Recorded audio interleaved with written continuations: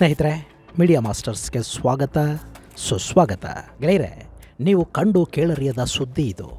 ಒಂದೇ ರಾತ್ರಿಯಲ್ಲಿ ಇಡೀ ಊರೇ ನಿಗೂಢವಾಗಿ ಪ್ರಾಣ ಬಿಟ್ಟಿರೋ ಸುದ್ದಿಯನ್ನು ನೀವು ಎಲ್ಲಾದರೂ ಕೇಳಿದಿರಾ? ಮನುಷ್ಯರು ಬಿಡಿ, ಪ್ರಾಣಿ ಪಕ್ಷಿ ಕೀಟಗಳು ಕೂಡ ಬಲಿಯಾಗಿರೋದನ್ನು ಕಲ್ಪಿಸಿಕೊಳ್ಳೋದಕ್ಕಾದರೂ ಸಾಧ್ಯ ಆಗತ್ತಾ? ಯುದ್ಧ ಇಲ್ಲ, ದಾಳಿ ಇಲ್ಲ, ಮಳೆ ಇಲ್ಲ, ಪ್ರವಾಹ ಇಲ್ಲ, ಭೂಕಂಪ ಆಗಲಿಲ್ಲ, ಜ್ವಾಲಾಮುಖಿಯ ಸ್ಫೋಟ ಕೂಡ ಸಂಭವಿಸಲಿಲ್ಲ. ಆ ಕಗ್ಗತ್ತಲ ರಾತ್ರಿಯಲ್ಲಿ ಎಲ್ಲವೂ ಶಾಂತ ಶಾಂತ. ಹಾಗಾದರೆ ಆ ಜೀವಗಳು ಹೋಗಿದ್ದಾದರೂ ಹೇಗೆ? ಅಲ್ಲಿ ನಿಜಕ್ಕೂ ನಡೆದದ್ದೇನು? ಮನುಕುಲದ ಇತಿಹಾಸದಲ್ಲಿ ಅತ್ಯಂತ ಭಯಾನಕ ಅಧ್ಯಾಯವೊಂದನ್ನು ನಾನು ನಿಮ್ಮ ಮುಂದಿಡೋದಕ್ಕೆ ಹೋಗ್ತಾ ಇದ್ದೀನಿ. ತಡ ಯಾಕೆ, ಬನ್ನಿ ನೋಡೇ ಬಿಡೋಣ.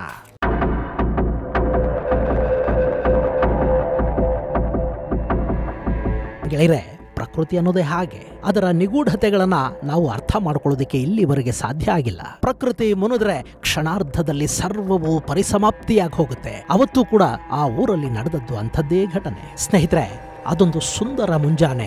ಎಲ್ಲ ಕಡೆಗಳಲ್ಲಿ ಆದ ಹಾಗೆ ಅಲ್ಲಿ ಕೂಡ ಸೂರ್ಯೋದಯ ಆಗಿತ್ತು. ಆ ಗ್ರಾಮದ ಡಾಕ್ಟರ್ ಒಬ್ರು ಹಾಗೆ ಸೈಕ್ಲಿಂಗ್ ಮಾಡ್ತಾ ಊರನ್ನ ಸುತ್ತಾಡಿಕೊಂಡು ಬರೋದಕ್ಕೆ ಹೋಗ್ತಾರೆ. ಅವ್ರು ಹಾಗೆ 4-6 ಕಿಲೋಮೀಟರ್ ಮುಂದೆ ಹೋದಂತೆ ಆ ಸುಂದರ ಮುಂಜಾವು ಅವರ ಕಣ್ಣಿಗೆ ಭೀಕರವಾಗಿ ಕಾಣ್ತಾ ಹೋಗುತ್ತೆ. ಆ ವೈದ್ಯರಿಗೆ ರಸ್ತೆಯುದ್ದಕ್ಕೂ ಪ್ರಾಣಿಗಳು ಸತ್ತು ಬಿದ್ದಿರೋದು ಕಂಡು ಬಂತು.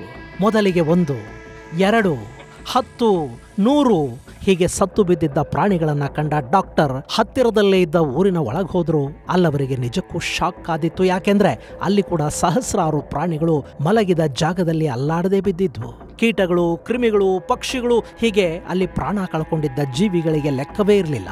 ಅದಕ್ಕೆಲ್ಲ ಕಾರಣ ಏನು ಅಂತ ಕೇಳೋದಕ್ಕೆ ಡಾಕ್ಟರ್ ಸೀದಾ ಊರಿನ ಒಳಗೆ ಹೋಗ್ತಾರೆ. ಅಲ್ಲೂ ಕೂಡ ಭೀಕರ ದೃಶ್ಯ. ಅದನ್ನ ಕಂಡು ಅವರು ಯಾವುದೋ ಒಂದು ಮನೆಗೆ ಹೋದ್ರು. ಅಲ್ಲಿನ ಜನರನ್ನ ಎಬ್ಬಿಸೋದಕ್ಕೆ ಪ್ರಯತ್ನ ಪಟ್ರು. ಆದರೆ ಎಷ್ಟೇ ಬಾಗಿಲು ಬಡಿದ್ರು, ಏನೇ ಮಾಡಿದ್ರು ಆ ಮನೆಯಲ್ಲಿ ಮಲಗಿದ್ದವರು ಮೇಲೇಳಲೇ ಇಲ್ಲ. ಅದೊಂದೇ ಮನೆ ಅಲ್ಲ, ಆ ಇಡೀ ಊರಿನ ಪರಿಸ್ಥಿತಿನೇ ಹಾಗಿತ್ತು. ಡಾಕ್ಟರ್ ನೋಡಿ ಅವರು ಹೀಗಾಗಿ ಹೇಗೋ ಮನೆಯ ಒಳಗೆ ಹೋದ್ರು. ಅಲ್ಲಿ ಮಲಗಿದ್ದವರನ್ನ ಪರೀಕ್ಷೆ ಮಾಡಿದ್ರು.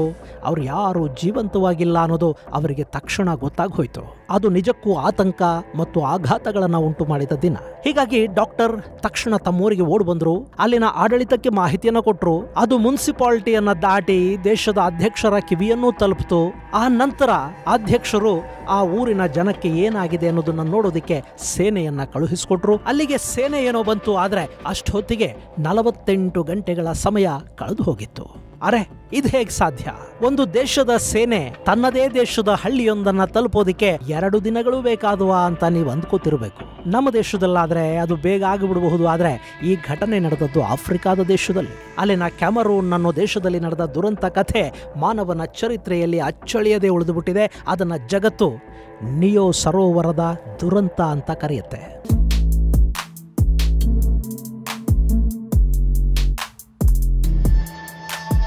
ಹೌದು, ಆ ಘಟನೆ ನಡೆದದ್ದು ಕ್ಯಾಮರೂನ್ನ ಲೇಕ್ ನಿಯೋಸ್ನ ಸುತ್ತಮುತ್ತ. ಹೇಳಿ ಕೇಳಿ ಅದು ದಟ್ಟಾರಣ್ಯದಿಂದ ಕೂಡಿದ್ದ ಪ್ರದೇಶ, ಮೂಲಭೂತ ಸೌಕರ್ಯಗಳಿಂದ ವಂಚಿತವಾಗಿದ್ದ ಪ್ರದೇಶ. ಅದು ಇವತ್ತಿಗೂ ಕೂಡ ಅಲ್ಲಿ ಸರಿಯಾದ ರಸ್ತೆಗಳಿಲ್ಲ, ವಾಹನ ಸಂಚಾರ ಇಲ್ಲ, ಮೂಲಭೂತ ವ್ಯವಸ್ಥೆಗಳು ಅಂದ್ರೇನು ಅಂತ ಅಲ್ಲಿನ ಜನಕ್ಕೆ ಇನ್ನೂ ಸರಿಯಾಗಿ ಗೊತ್ತಿಲ್ಲ. ಇವತ್ತೇ ಹೀಗಿದೆ ಅಂದ್ರೆ ಸುಮಾರು 40 ವರ್ಷಗಳ ಹಿಂದೆ ಅಲ್ಲಿ ಪರಿಸ್ಥಿತಿ ಹೇಗಿದ್ದಿರಬಹುದು ಯೋಚನೆ ಮಾಡಿ ನೋಡಿ. ಅದಕ್ಕೆ ನಾನಾಗಲೇ ಹೇಳಿದ್ದು ಡಾಕ್ಟರ್ ತನ್ನ ಸೈಕಲ್ ಮೇಲೆ ಹೋಗಿದ್ರು ಅಂತ. ಅದು 1986 ಆಗಸ್ಟ್ 21ನೇ ತಾರೀಖು. ನಿಯೋಸ್ ಸರೋವರದ ಕಣಿವೆಗೆ ಬಂದ ಸೇನೆ ಮತ್ತು ತುರ್ತು ಚಿಕಿತ್ಸಾ ತಂಡಗಳಿಗೆ ನಿಜಕ್ಕೂ ಆಘಾತ ಕಾದಿತ್ತು. ಅಲ್ಲವರಿಗೆ ಸಿಕ್ಕಿದ್ದ ಮಾಹಿತಿ ಸುಳ್ಳಾಗಿರಲಿಲ್ಲ. ಆ ಕಣಿವೆಯಲ್ಲಿ ಮಾರಣ ಹೋಮವೇ ನಡೆದು ಹೋಗಿತ್ತು. ಸರಿಸುಮಾರು 1746 ಮಂದಿ ಅಲ್ಲಿ ಹೆಣವಾಗಿ ಮಲಗಿದ್ರು. ಅಲ್ಲಿ ಸತ್ತ ಪ್ರಾಣಿ ಪಕ್ಷಿಗಳ ಲೆಕ್ಕ ಇಡೋದಕ್ಕೆ ಕೂಡ ಸಾಧ್ಯ ಆಗಿರಲಿಲ್ಲ. ಆ ಸಾಲು ಸಾಲು ಹೆಣಗಳನ್ನ ಕಂಡು ಸೇನೆ ಕೂಡ ಕಣ್ಣೀರು ಹಾಕೋದಿಕ್ಕೆ ಶುರು ಮಾಡ್ತು. ಆಘಾತಕ್ಕೀಡಾಯಿತು. ತಕ್ಷಣ ಅವರು ಅಧ್ಯಕ್ಷರಿಗೆ ಮಾಹಿತಿಯನ್ನು ರವಾನೆ ಮಾಡಿದ್ರು. ಇದನ್ನ ಕೇಳಿ ಕ್ಯಾಮರೂನ್ನ ಆವತ್ತಿನ ಅಧ್ಯಕ್ಷ ನಿಂತಲ್ಲೇ ಕುಸಿದು ಹೋದ. ಯಾವ ನೈಸರ್ಗಿಕ ಅನಾಹುತಗಳು ಇಲ್ಲ, ಜ್ವಾಲಾಮುಖಿ ಸ್ಫೋಟಿಸಿಲ್ಲ, ಪ್ರವಾಹ ಬಂದಿಲ್ಲ, ಗುಡ್ಡ ಕುಸಿತ ಆಗಿಲ್ಲ, ಭೂಕಂಪನದ ಸದ್ದು ಕೂಡ ಇಲ್ಲ. ಹೀಗಿದ್ರು ಅಲ್ಲಿ 1,25,000 ಮಂದಿ ಅದು ಹೇಗೆ ಬಲಿಯಾದ್ರು? ಅದರ ಹಿಂದಿನ ಕಾರಣ ಏನು? ಒಬ್ಬರ ಮೇಲೆ ಕೂಡ ಹಲ್ಲೆಯ ಗುರುತುಗಳಿಲ್ಲ. ಹೀಗಿದ್ದ ಮೇಲೆ ಅಲ್ಲಿ ನಡೆದ ಭೀಕರತೆಯ ಹಿಂದಿನ ಕೈ ಯಾವುದು? ಅಧ್ಯಕ್ಷರು ತಲೆ ಕೆಡಿಸ್ಕೊಂಡ್ರು. ಕ್ಯಾಮರೂನ್ ಸೇರಿದ ಹಾಗೆ ಆಫ್ರಿಕಾ ಆಫ್ರಿಕಾದ ದೇಶಗಳಿಗೆ ಮಾರಣಾಂತಿಕ ಕಾಯಿಲೆಗಳು ಹೊಸುವಲ್ಲ, ಯಾವುದೋ ಕಣ್ಣಿಗೆ ಕಾಣದ ವೈರಸ್ ಅಲ್ಲಿ ಸಾವಿರಾರು ಮಂದಿಯನ್ನ ಬಲಿ ತೆಗೆದುಕೊಂಡಿರಬೇಕು ಅಂದ್ಕೊಂಡ ಅಧ್ಯಕ್ಷರು ತಕ್ಷಣ ಆ ಹೆಣಗಳನ್ನ ದಫನ್ ಮಾಡೋದಕ್ಕೆ ಆದೇಶವನ್ನು ಕೊಟ್ಟರು. ಮಿಲಿಟರಿ ಬುಲ್ಡೋಸರ್ಗಳು ನೆಲ ಆಗದ್ವು, ಜನರನ್ನ ಸಾಮೂಹಿಕವಾಗಿ ದಫನ್ ಮಾಡಿ ಆ ನಂತರ ಅಕ್ಕಪಕ್ಕದ ಹಳ್ಳಿಗಳಲ್ಲಿ ಉಳ್ಕೊಂಡಿದ್ದವರ ಬಗ್ಗೆ ಶೋಧ ಕಾರ್ಯ ಆರಂಭ ಆಯಿತು. ಗೆಳೆಯರೆ, ಆ ದುರಂತದಲ್ಲಿ ಒಂದಷ್ಟು ಮಂದಿ ಜೀವ ಉಳಿಸ್ಕೊಂಡಿದ್ರು. ಆದ್ರೆ ಅವರಿಗೂ ಅಲ್ಲಿ ಏನಾಯ್ತು ಅನ್ನೋದರ ಅರಿವಿರಲಿಲ್ಲ. ಆದ್ರೆ ಅವರು ಬದುಕುಳಿದಿದ್ರು. ಆ ಊರಿನಿಂದ ಎತ್ತರದ ಪ್ರದೇಶಗಳಲ್ಲಿ ಗುಡ್ಡಗಳ ಮೇಲೆ ವಾಸ ಮಾಡ್ತಾ ಇದ್ದವರಿಗೆ ಏನೂ ಆಗಿರಲಿಲ್ಲ. ಅವರು ಮಾತ್ರ ಜೀವಂತವಾಗಿದ್ರೆ ಹೊರತು ಕಣಿವೆಯಲ್ಲಿದ್ದವರನ್ನೆಲ್ಲ ಜವರಾಯ ತನ್ನ ಬಳಿ ಕರೆಸಿಕೊಂಡು ಬಿಟ್ಟಿದ್ದ. ಅಲ್ಲಿ ನಿಜಕ್ಕೂ ಏನಾಗಿದೆ ಅನ್ನೋ ಬಗ್ಗೆ ಆ ನಂತರ ತನಿಖೆ ಮಾಡೋಣ ಅಂದ್ಕೊಂಡ ಸೇನೆ ಬದುಕುಳಿದವರನ್ನ ಆಸ್ಪತ್ರೆಗೆ ಸಾಗಿಸ್ತು. ಅಲ್ಲಿ ಅವರ ಆರೋಗ್ಯ ಪರೀಕ್ಷೆಗಳು ನಡೆದವು. ಕಡೆಗೆ ಆ ಇಡೀ ಕಣಿವೆಯನ್ನ ಖಾಲಿ ಮಾಡಿಸಲಾಯಿತು. ಸುತ್ತಮುತ್ತಲ ಗ್ರಾಮಗಳ ಊರುಗಳನ್ನು ಕೂಡ ನಿರಾಶ್ರಿತ ಕೇಂದ್ರಗಳಿಗೆ ಕಳುಹಿಸಲಾಯಿತು. ಈ ಬಗ್ಗೆ ಗೊತ್ತಾದ ಅಂತಾರಾಷ್ಟ್ರೀಯ ಸಮುದಾಯ ಸಾಕಷ್ಟು ವೈದ್ಯಕೀಯ ಹಾಗೂ ಇನ್ನಿತರ ಪರಿಹಾರ ಸಾಮಗ್ರಿಗಳನ್ನ ಕ್ಯಾಮರೂನ್ಗೆ ಕಳುಹಿಸಿಕೊಡ್ತು. ಅಲ್ಲಿ ಒಟ್ಟು 4,500ಕ್ಕೂ ಅಧಿಕ ಮಂದಿಗೆ ಆಶ್ರಯವನ್ನು ಕಲ್ಪಿಸಲಾಯಿತು. ನಿಯೋಸ್ ಸರೋವರದ ಸುತ್ತಮುತ್ತಲ ನೆಲ ಹಾಳೂರಿನಂತಾಗಿಬಿಡ್ತು.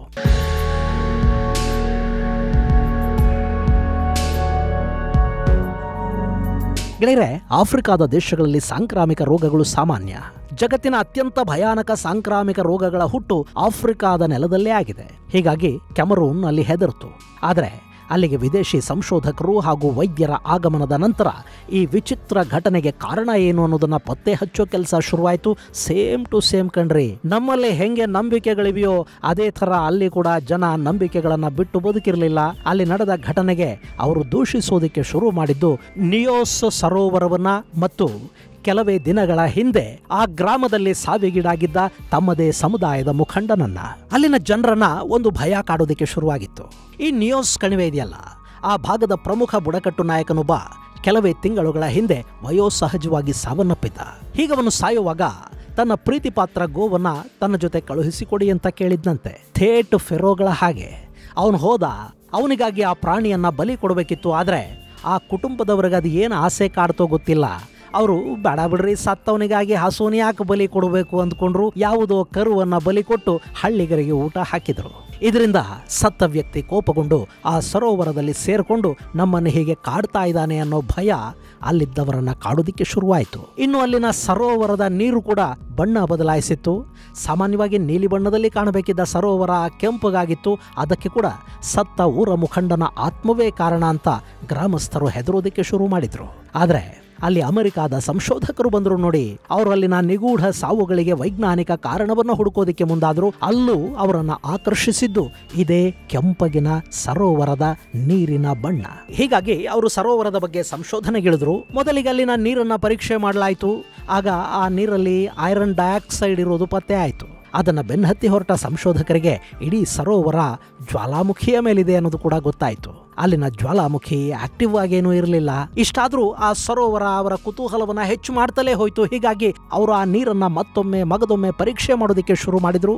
ಆಗ ಮತ್ತೊಂದು ಭಯಾನಕ ಅಂಶ ಅವರಿಗೆ ಗೊತ್ತಾಯಿತು. ಆ ನೀರಲ್ಲಿ ಕಾರ್ಬನ್ ಡೈಆಕ್ಸೈಡ್ ಇದೆ ಅನ್ನೋದು ಅವರ ಗಮನಕ್ಕೆ ಬಂತು. ಅಲ್ಲಿಗೆ ಅವತ್ತು ರಾತ್ರಿ ಏನಾಗಿರಬಹುದು ಅನ್ನೋ ಒಂದು ಸಣ್ಣ ಊಹೆ ಸಂಶೋಧಕರ ಮನಸ್ಸಲ್ಲಿ ಬಂತು.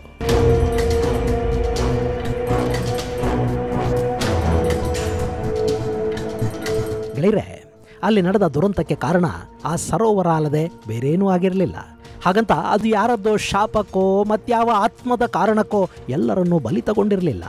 ಬದಲಾಗಿ ಸರೋವರದ ಒಳಗೆ ನಡೆದ ನೈಸರ್ಗಿಕ ಕ್ರಿಯೆಯ ಕಾರಣದಿಂದ ಅಲ್ಲಿ ಒಂದು ದೊಡ್ಡ ನರಮೇಧ ನಡೆದು ಹೋಗಿತ್ತು. ಆ ನಿಯೋಸ್ ಸರೋವರ ಜ್ವಾಲಾಮುಖಿಯ ಮೇಲಿರೋ ಕಾರಣದಿಂದ ಅದರ ಮೇಲ್ಭಾಗ ಬಿಸಿ ನೀರಿನಿಂದ ಹಗುರವಾಗಿ, ಕೆಳಗಿದ್ದ ನೀರು ತಣ್ಣಗೆ ಇರ್ತಾ ಇತ್ತು.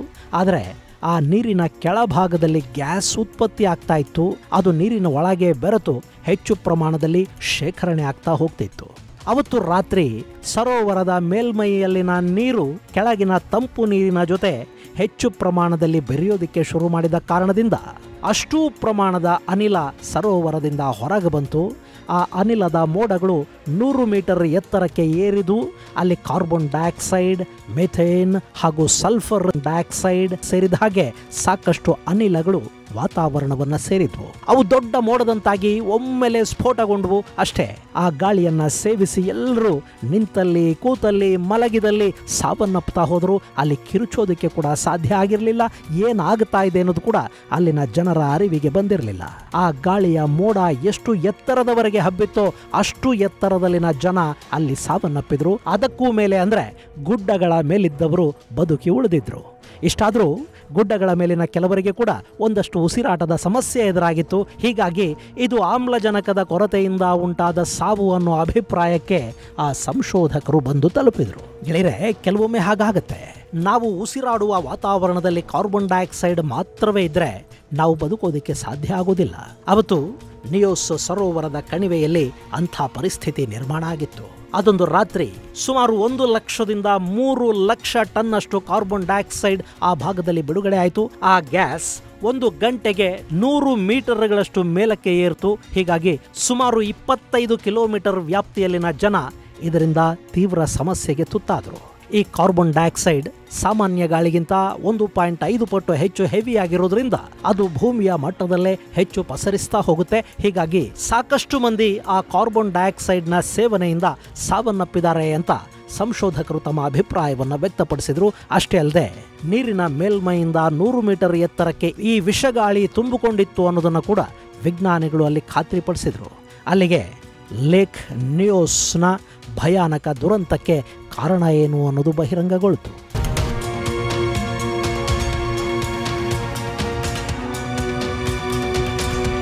ಇನ್ನು ಇಲ್ಲಿ ಕಾರಣ ಗೊತ್ತಾದ ನಂತರ ಸರ್ಕಾರ ಸುಮ್ಮನಾಗಲಿಲ್ಲ. ಹೇಗೆ ಚರ್ನೋಬಿಲ್ನಲ್ಲಿ ಅಣುಸ್ಥಾವರ ಸಮಸ್ಯೆಗೆ ತುತ್ತಾದ ನಂತರ ಅದನ್ನು ರೆಸ್ಟ್ರಿಕ್ಟೆಡ್ ಏರಿಯಾ ಅಂತ ಮಾಡಲಾಯಿತು, ಅದೇ ರೀತಿ ಈ ನಿಯೋಸ್ ವ್ಯಾಲಿಯನ್ನ ಕೂಡ ಜನರಿಂದ ಮುಕ್ತ ಮಾಡಲಾಯಿತು. ಆದರೆ ಅದು ಶಾಶ್ವತ ಪರಿಹಾರ ಅಲ್ಲ ಅನ್ನೋದು ಸರ್ಕಾರಕ್ಕೆ ಗೊತ್ತಿತ್ತು. ಹೀಗಾಗಿ ಸಂಶೋಧಕರಿಗೆ ಈ ಸಮಸ್ಯೆಗೊಂದು ಶಾಶ್ವತ ಪರಿಹಾರವನ್ನು ಕಲ್ಪಿಸಿಕೊಡಿ ಅಂತ ಅಲ್ಲಿನ ಸರ್ಕಾರ ಕೇಳ್ಕೊಳ್ತು.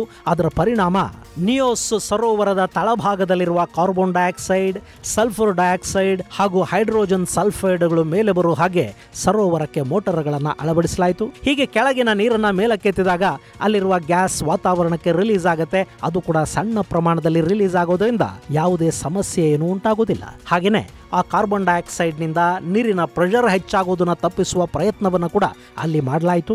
ಅದರ ಫಲವಾಗಿ 1995ರಲ್ಲಿ ಹಾಗೂ 2001ರಲ್ಲಿ 2 ಬಾರಿ ಅಲ್ಲಿ ಮೋಟಾರ್ಗಳನ್ನು ಅಳವಡಿಸಿ ಆ ಸರೋವರದಿಂದ ಮುಂದೆ ಇಂಥ ಸಮಸ್ಯೆಗಳು ಆಗದ ಹಾಗೆ ವ್ಯವಸ್ಥೆಗಳನ್ನು ಮಾಡಲಾಗಿದೆ. ಸದ್ಯಕ್ಕೆ ಇಲ್ಲಿವರೆಗೆ ಮತ್ತೆ ಆ ರೀತಿಯ ಯಾವುದೇ ಘಟನೆ ಅಲ್ಲಿ ಕಂಡು ಬಂದಿಲ್ಲ ಅನ್ನೋದು ಸಮಾಧಾನಕರ ಸಂಗತಿ.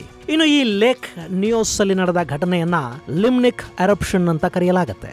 ಇದು ತುಂಬಾನೇ ವಿರಳವಾಗಿದ್ದು ಸರೋವರದ ಕೆಳಗಿಂದ ಕಾರ್ಬನ್ ಡೈಆಕ್ಸೈಡ್ ಒಮ್ಮೆಲೆ ಭಾರಿ ಪ್ರಮಾಣದಲ್ಲಿ ಹೊರಬರುವ ಘಟನೆ ಇದು ಅಂತ ಹೇಳಲಾಗಿದೆ. ಭೂಕಂಪ ಹಾಗೂ ಜ್ವಾಲಾಮುಖಿಗಳ ಸ್ಫೋಟದ ಸಮಯದಲ್ಲಿ ಈ ರೀತಿಯ ಘಟನೆಗಳು ಸಂಭವಿಸುತ್ತವೆ. ಈ ಲಿಮ್ನಿಕ್ ಎರಪ್ಷನ್ ಅನ್ನ ಸಿಂಪಲ್ ಆಗಿ ಎಕ್ಸ್ಪ್ಲೋಡಿಂಗ್ ಲೇಕ್ ಅಂತ ಕೂಡ ಕರೀತಾರೆ.